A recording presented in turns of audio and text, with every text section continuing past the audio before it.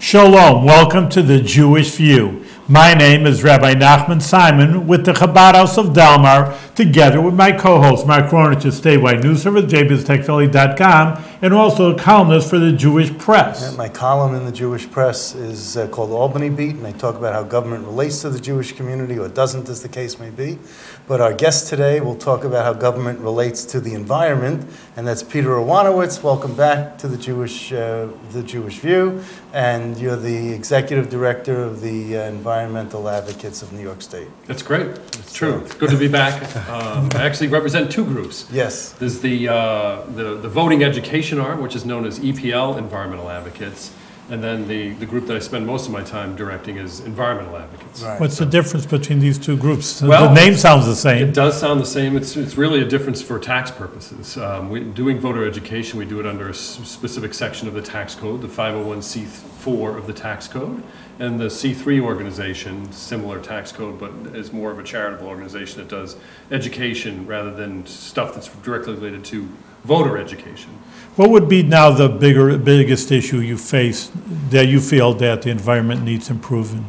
Well, it's the biggest issue. You know, the sort of moral imperative I think many of us feel of our time is climate change. The science is pretty much settled from our point of view that humans are causing climate change, and the impacts are being felt here in New York. So a big issue for us is putting forth language into law that would set standards so that we know how fast we're going to be reducing the pollution driving climate change and how we're going to get there, sort of a roadmap. So we want climate and clean energy goals into law and a roadmap for how we're going to get there. Now, I'm going to be a little snarky here, but I mean, I like the way the weather's changing up here in Albany.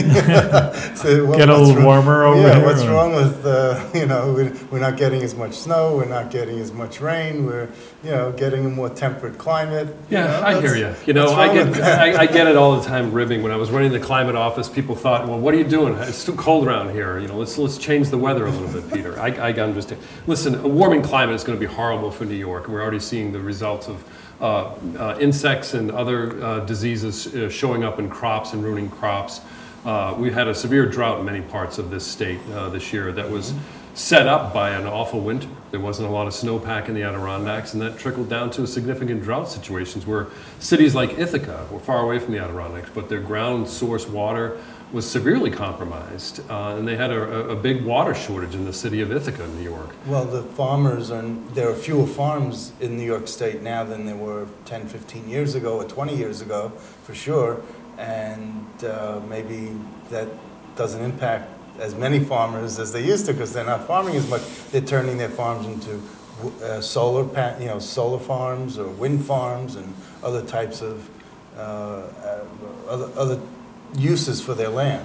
Yeah, people are going to find opportunities inherent in clean energy technologies as we battle the pollution that's driving climate change. Things like solar and wind, particularly offshore of Long Island and New York City, you're going to see a big development of that wind resource.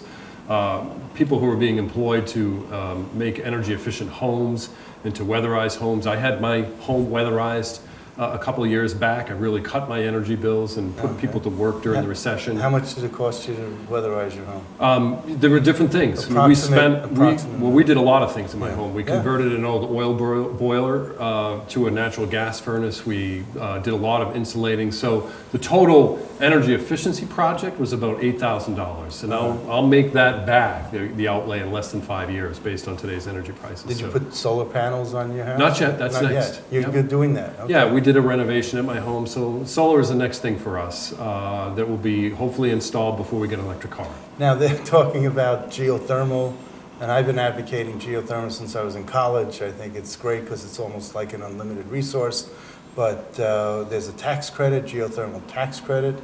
It's been proposed, and it's on its way to the governor for his signature. We hope he does sign it into law. There's a number of different clean energy tax credits on the books for solar installations. There's new electric vehicle rebates, so if you want to go out and buy an electric car, there's a $2,000 rebate that will be made available to you. So a lot of different incentive programs to move and shift people away from the sort of dirty, dangerous fossil fuels of the past towards clean energy. So when you get these rebates, I mean, I think of a rebate as a long sort of a long receipt, and then at the end you have to be really specific, send in the UPC code and all this other. I mean, how do you get a rebate for solar panels or for a car, energy efficient car? I mean, how would you know where to send it to and all that? So for solar, it's been very streamlined. They work directly with the contractor. So the contractor gets the rebate and passes along that cost break to you on the front end. So you don't have to fill out forms on the back end. Okay. And we're hoping that the state sets up the same thing for cars. When you go to the dealer says, here's a negotiated price at the end for this electric car. And at the end of the deal, he says, now take $2,000 off of that. And then he goes back to the state saying, I sold this car, I want $2,000 from this kitty that the state legislature and the governor negotiated into this year's budget. So the car dealer waits for his money. That's right. You or I see it at the point of sale, so we don't have to fill out a form or find, where to scribble in our mailing address and ask for the state back. So wouldn't a group like NFIB, National Federation of Independent Businesses, be opposed to that type of thing? I hope not.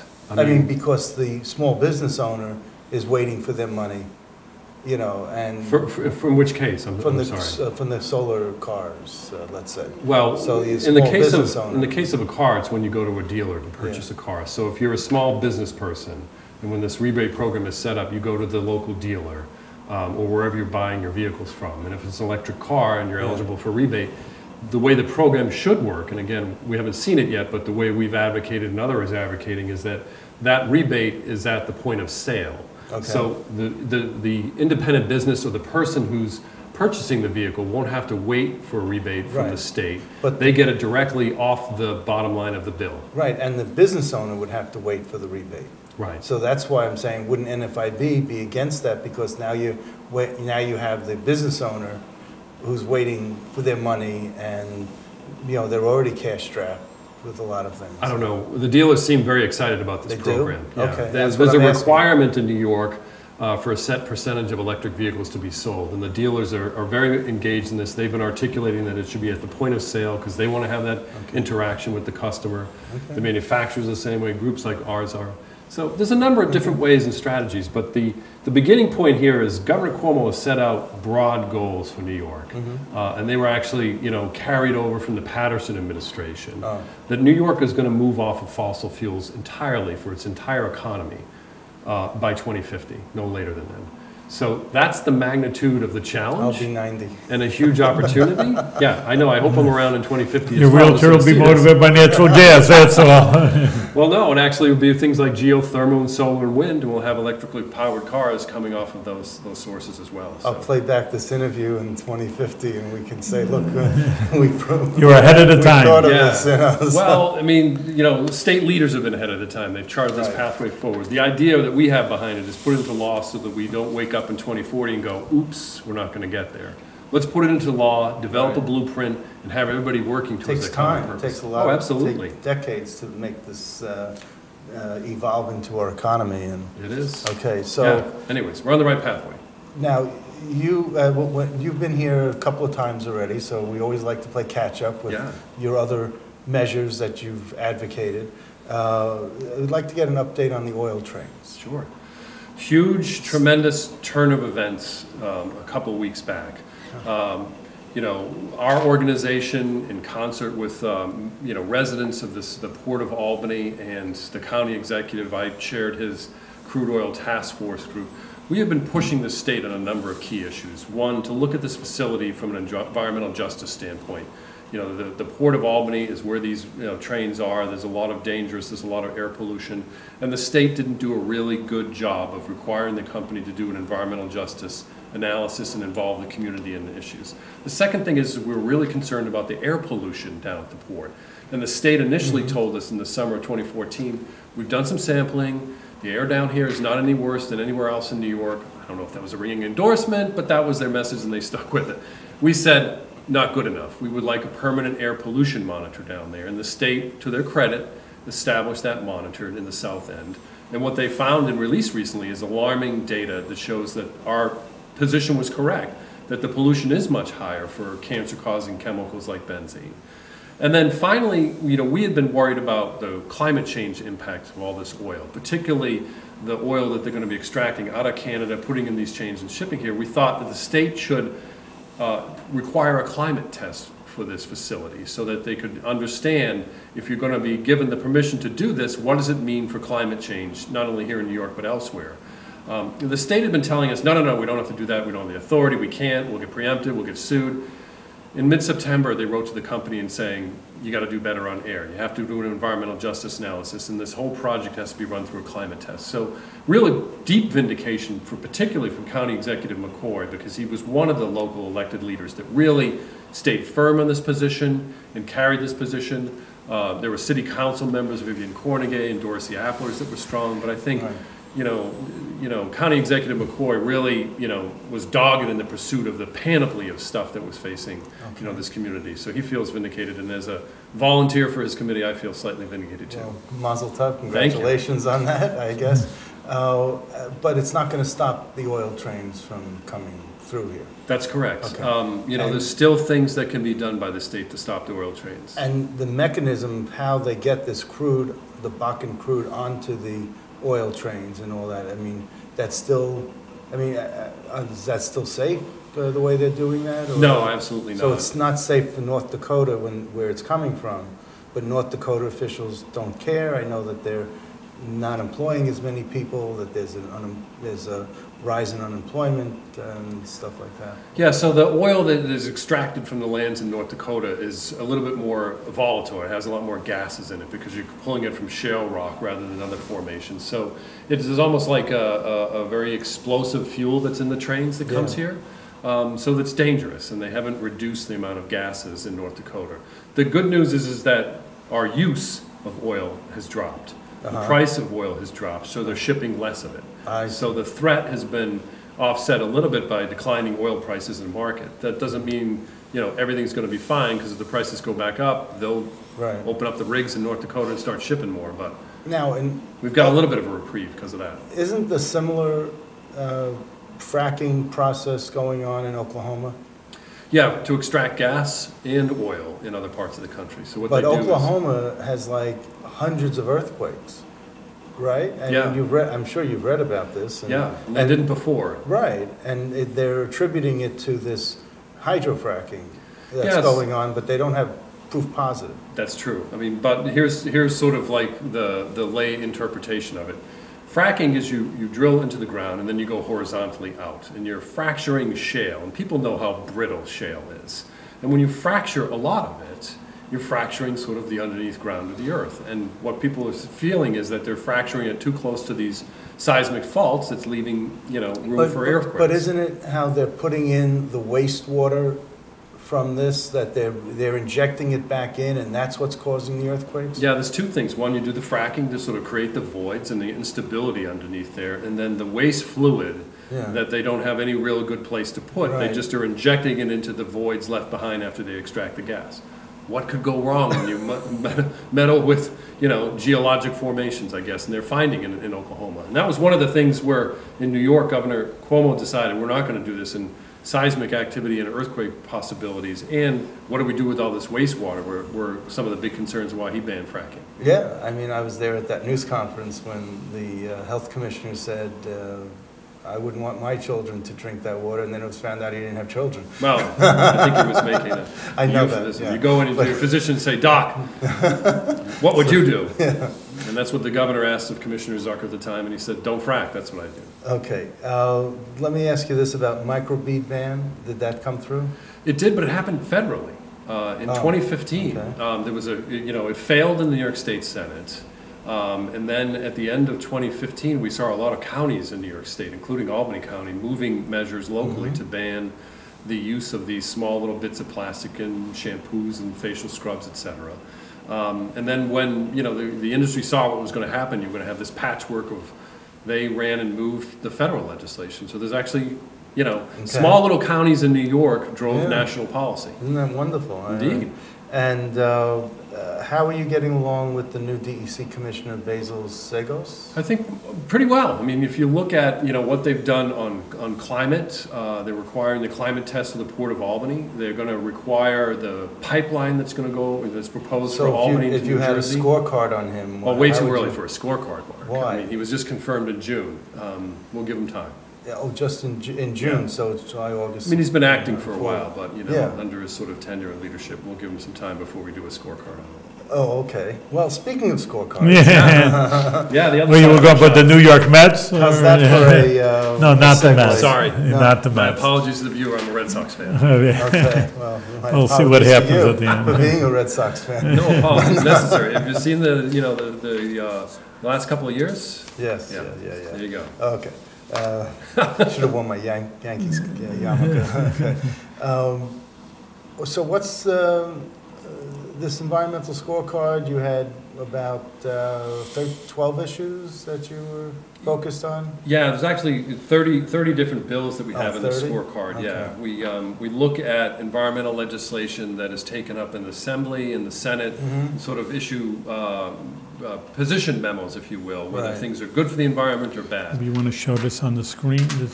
I don't think it's Can- too small in type, but we can show There I it mean, at is. least the headline. the headline, okay. Can we see that? All right, so He's not I there. think All we right. need a close-up A on shot. this.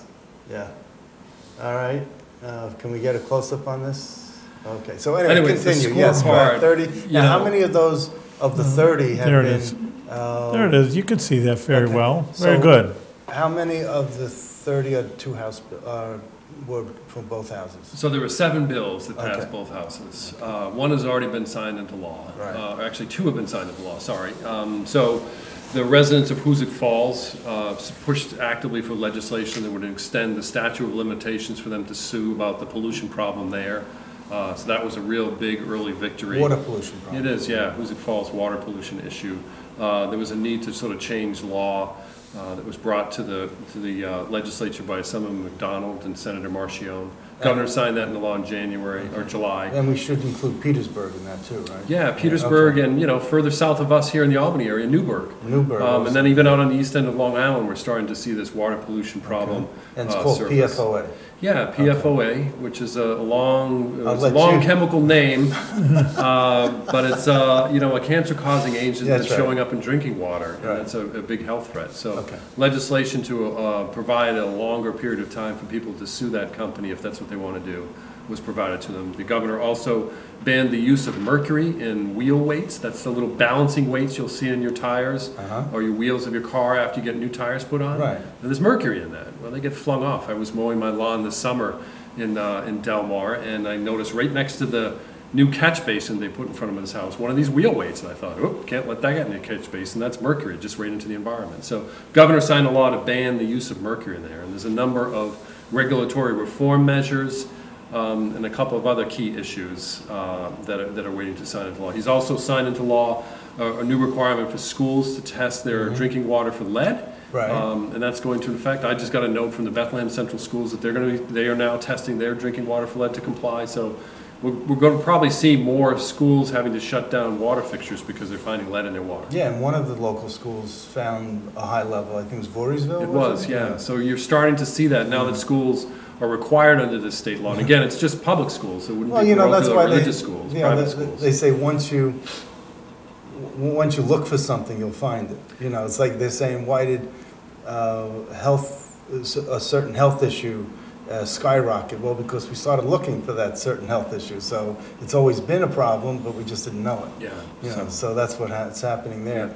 And who was the best environmentalist of the legislators of the 213? So EPL Environmental Advocates in our scorecard, we issued the Legislator of the Year to Assemblyman Steve Engelbright.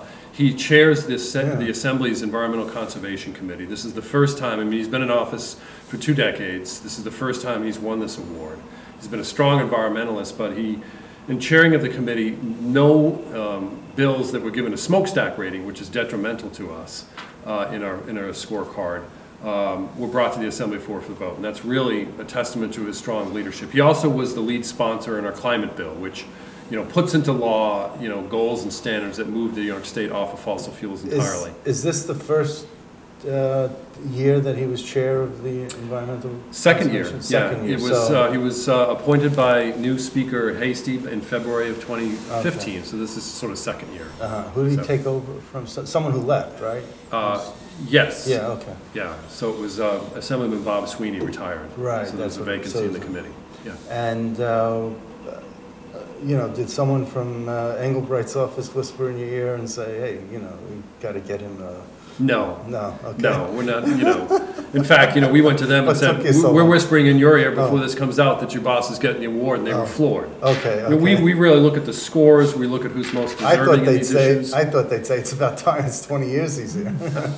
But anyhow, I'm just teasing. Well, he was followed Okay. by several really strong environmental conservation chairs. Yeah. So you live in the shadow of Right. those really deans and leaders of that. And, you know, when he stepped up to be the Conservation Committee chair, the first year was a difficult transition period for everybody. I mean, both leaders of both houses were indicted. Right. It was a transition to new leadership, and there wasn't a lot accomplished. We Cleansing, challenged him. a cleansing, as you will, environmental cleansing, Well, yeah, I don't know. I to mean, put it in you your know, terms. You know, so. I mean, what would you compare New York to our neighboring states? Because really, the environment, obviously, air pollution or any pollution, I mean, you have Vermont, you have Pennsylvania, you know, it doesn't have a border, and or even Canada, you can't go through customs, the air pollution. You know, so where it's one, even though it's one state, it's one country, it's one world, that, you know, what everybody else does affects us also. Yeah. So, I mean, New York in some places is ahead of other states. I mean, if you look at Pennsylvania, there's a lot of coal that's still being combusted for energy production in Pennsylvania. They decided to allow fracking just south of the border in Pennsylvania. So we're ahead of them in moving and transitioning away from those dirty fuels and not doing the fracking at all. You know, but we have a lot of catch-up to do when it comes to getting rid of fossil fuels in the transportation system. Leading states like Massachusetts and Connecticut, they've already had the electric vehicle rebates in place for a number of years, and they are far ahead of us. And outside of Boston, they are putting solar panels not on farms, but on the right-of-way of their public highways. So in the Mass Pike, just outside of Boston, I've seen 3 of them. yeah, I mean, they're really smart about it. They have square footage that's sitting there. The Mass Pike Authority itself is reaping revenue from generating electricity on their on the land next to the highway. We don't. They do can that make a anymore. lot of energy, those solar panels. I mean, you Yeah. think good enough for one house, but just to, Oh, no. Oh no, these Farmer. are big, Solar big. Really? farms, yeah, ones, these are huge. I haven't seen And- them. Yeah, so think about and it the it exit looks- ramps of the thruway that are around Sure. the Albany area. Imagine if we put solar panels and all the green space in those exit ramps. And I mean, it it's looks attractive. sure. It It's doesn't better look than good. just a Weeds. curlicue of a street or Well, weeds. weeds, you know, Yeah. that grow, and then you gotta mow and all that. I mean, know the in- Thruway Authority could be reaping revenue from Right, that. and I know in Hauppauge, it's Suffolk County office building, they have a solar farm, and people park underneath. That's the just fantastic. solar- You know, in 1999, I rented an electric car in Los Angeles, and I plugged my car into one of those. 1999, Yeah, and was still getting around to how can't we get these electric cars to take off. But they've been around for a long time, and the opportunity to plug my car into a solar panel to charge the battery, beautiful. So let's move more towards that. And the Suffolk County example is perfect, Martin. you know about that. I do. Yes, yeah, I didn't I tell do. you something you didn't know. Okay, so who is the worst in the assembly? No. Well, I wanna just Mark's deal with gotta the- dig I up want to deal with the- the all right. assembly first, and then we're going to deal with the Senate. Yeah, All right, I'm well, just I mean, joking around with you. The worst in the assembly is you know, was Assemblyman Nojay, who tragically took You see his what you life. did to him? No, I'm teasing. Well, I mean, obviously there was, you know, sort of Yes. a lot of personal stuff going Yes, on there. yes, yes, I don't think it was the I'm joking, reflection I'm of the score. joking. I But I joke. mean, you know, it's important to sort of look at. Do you feel badly that you gave him the oil slick award? Well, we didn't give him the oil slick award. That went to a state senator. But I mean, Okay. you know, consistently, you know, there are a number of members in the assembly. Bill Nojay, the former assembly member who passed away, scored a 7. Christopher Friend, who's from the southern tier, Yeah. scored a 14. Pointing, Yeah, I mean, you know, I think what we're seeing is the pulling of people like Donald Trump and others sort of in Western New York, pulling people away from their environmental ethos. But even, see, they got so low, and there was one person who got a single digit, I believe. Yeah, that was Bill Nojay. That was Bill Nojay. He Yeah. got like 8% out of 100 or something. 7. 7. Yeah. So shouldn't he have gotten this oil slick award? Well, what we do is really look at people who are leading an anti-environmental push. And while votes are part of what we look Yeah. at, we also look at the issues that they champion. And in this case, when you issue an oil slick award, a bill that they're championing that has a detrimental impact on the I see. environment. So 2 years ago, it was Senator Kathy Marcione. She championed stripping back regulations to protect people. The irony of that now that she has a community that's grappling with a need for stronger, tighter regulations, more government Okay. resources on the beat, this is not lost on us. And then last year, Senator DeFrancisco really championed being a climate denier, so he got the award. This year, I don't know if you're rolling up to the question. This year, it's Simcha Felder, who's a senator from Brooklyn. And I wrote about that in my Jewish Press column, and I said it's not easy being green. Because he embraced it. Did you see what he wrote? I did see. I mean, he said this is fine. I mean, he really came out. He really blasted you guys with his article that he wrote. Yeah, and the one thing I sort of look at, and I hear it a lot. Listen, nobody's against clean air. Nobody wants a dirty planet. But he had a bag waste issue. He had this bag. Yeah. So the Oil Slick Award, for people that you can go online at EPL, Environmental Advocates, to sort of look for the scorecard. You know, we wrote up about it. He championed legislation that was purportedly designed to sort of thwart New York City's new regulations or laws regarding disposable bags. That bill also would have preempted communities across New York State from doing it. And in championing that and really leading that issue and not saying, I've got some issues, let's sit around a table and talk about it, just taking a bill, moving it through, unlike what happened in the Assembly where they had a discussion, they tried to work some things out, there was a new effective date in New York City law before just being a hard fiat. But we also looked at Senator Felder's scores. I mean, he has a lifetime score. He's been here for about 4 years of a 52. A 52 on our Still scorecard. above half. Yeah, that's not good enough, though. When you're talking about some of the votes that he took this year would consign his constituents to more air pollution. And as we've been on the show, air pollution, without a doubt, nobody disputes this. Like smoking indoors, air pollution outdoors makes kids sick. It can trigger asthma attacks, but it also can lead to lung cancer and premature death in seniors. These are not like light issues that you just sort of say, well, everybody's for clean air. Of course I want a healthy environment. And then vote for legislation that would affirmatively block clean air standards. So what Senator Felder said was, part of your game is name calling, another part is painting your opponents, anyone who disagrees with you, with a broad brush, putting words in their mouths, and ultimately using misdirection in an attempt to create a false image of what the opponents stand for. Yeah, I don't know. That's pretty harsh. If you look at our scorecard, we pulled out actual text from the debate. And he was asked point blank by Senator Hoylman from Manhattan, who's the ranking member of environmental conservation and a well-versed lawyer himself, but also a champion on environmental issues. He asked him point blank, Senator Felder, do you think there's a problem with plastic bags? Now, you guys have been to Manhattan. Everybody knows in New York City there's a problem with plastic bags. Senator Felder said no. Well, there's a problem with the reusable bags, too, in that you have germs and that accumulate at the bottom and on the sides, and you got to keep washing them, and people don't, and it becomes unsanitary. And plastic bag waste is one of the biggest sort of environmental issues of our I time. remember when we used to go to Wallbounds and Bohacks and the A&P, and we used to get paper bags. Yep. And then they said, no, paper bags are no good. We got to use plastic bags. In the 70s, I guess, they changed. I don't know when they changed. I didn't keep track. This but is both of them are actually You're bad. too young to remember. Both of them are actually bad when you look at them next to a reusable bag in terms of their environmental footprint, the pollution that they cause. But the health concerns of a reusable bag, I mean, especially if you're kosher, you got to have one for meat and one for dairy, because if you have meat in a reusable bag and some of the blood spills out of a fresh, wrapped meat, and then you put cheese in it, I mean, there's a problem. Understood. But the solution isn't that a blunt instrument like Senator Felder's bill, just to preempt all of New York State localities from adopting any standards or charging any fees. And that's really what won him the and that's what really oil bugged slick. you. Well, it's so antithetical to the environment. Plus, add on top of that his horrible score and some of the individual bills. If you go and read the write-up on these bills, I mean, it would consign his constituents to more air pollution. He said it was a ruse of what you were...